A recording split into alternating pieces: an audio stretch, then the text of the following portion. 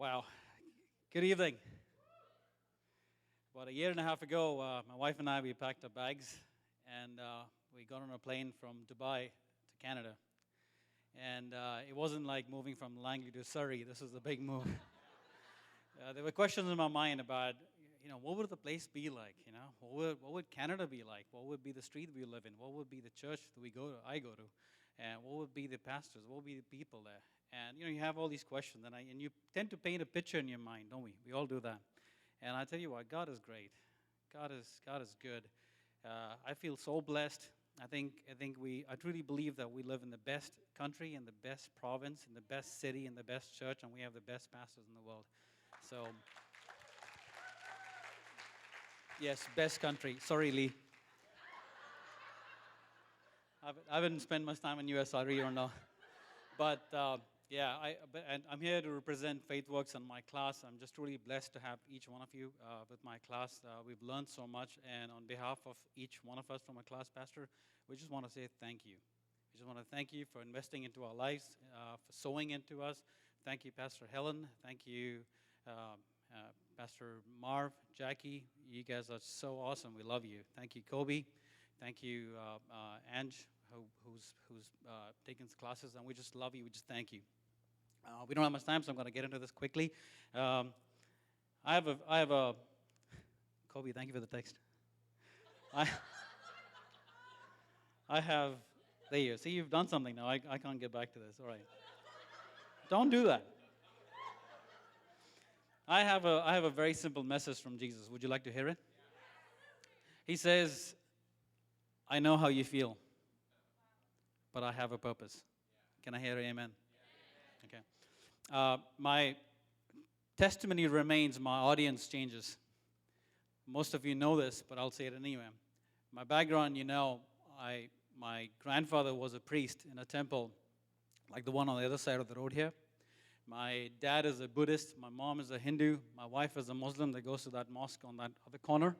And I'm the first Christian in my entire generation. God's got a great sense of humor. Yeah. But He's got a purpose. Right? During the women's conference, I was outside in the car park. I was looking at that temple, and I had this epiphany. I'm reminded, when I'm looking at that temple, I'm reminded of my Egypt, where God pulled me out from, my past.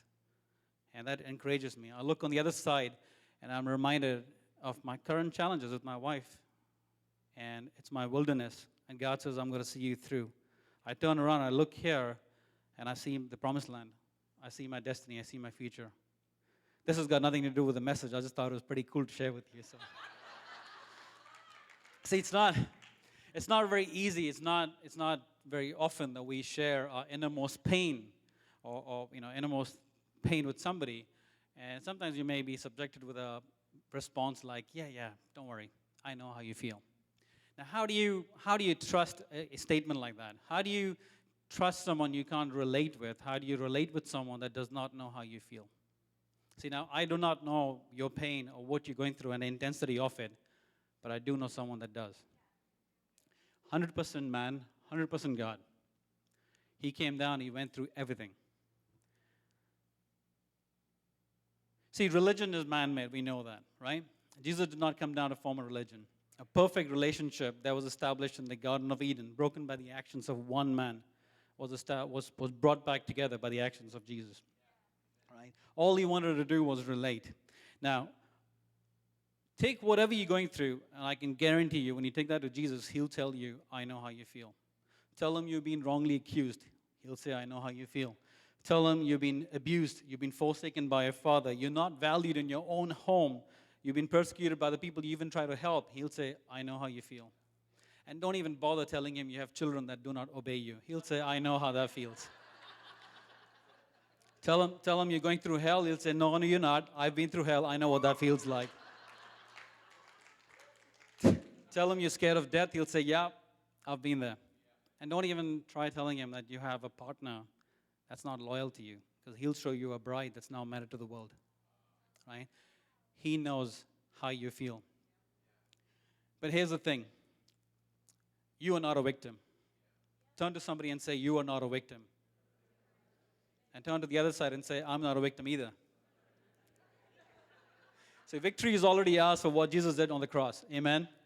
It's like watching the Canucks game, finals of the Canucks game. Canucks is three goals down, and you're all panicking, and someone next to you is just sitting there really chilled out. And you go, why aren't you panicking? He goes, I've already seen the game. This is just the highlights. Canucks won. Think of it. It's not what happens in our lives. It's our perspective. Right? Same boiling water that can harden an egg can also soften a carrot. Right? Our tests, our trials are God's way of preparing us for one day reaching out to someone and telling them, hey, I know how you feel. 2 Corinthians 1:4 says, God comforts us in our afflictions so that we will be able to comfort those that are in any affliction with the same comfort with which God comforted us. A few years ago, a man led me to Christ. He gave me this very Bible that I'm holding in my hand today. I trusted him with finances, a lot of finances. In fact, everything that I had. Things went bad. He'd never paid me back, and it was a business deal. Suppliers started going after me. I got sent to prison. In prison, I was crying my heart out. It's amazing how, when times like these, your heartfelt prayers come out. I took that to Christ, and he said, okay, so let me get this right. You trusted somebody with your finances. He betrayed you, and you're in prison. I said, yeah. He says, I know how you feel. Shut up. I have a purpose for you. I got out of prison. I spent a year and a half after that doing prison ministry. That same trial, that same test that I went through, God used that to open doors in prison. I could walk up to complete strangers, look them in the eye, and say, listen, I know how you feel. Preaching the gospel became pretty easy after that. So, church, I'm just here to remind you that rejections, he felt it. Temptations, he knew it. Loneliness, he experienced it. Fears, he faced it. Tears, he shed it. Pain, he endured it. Death, he tasted it. This is why I say to you, he knows how you feel. He knows what you've done. He knows what you're thinking. He knows your secrets. He knows your pain. He knows your stress, your fears, your struggles, your needs. He knows everything about you. Hebrews 4:15-16 says, we do not have a high priest who cannot sympathize with our weaknesses, but one that has been tempted in all things and yet without sin. Therefore, let us draw near with confidence to the throne of grace so that we may receive and find grace and mercy in the time of need. So, church, go to him and trust him when he says, do not worry, I will never forsake you, because our God knows how you feel. Thank you.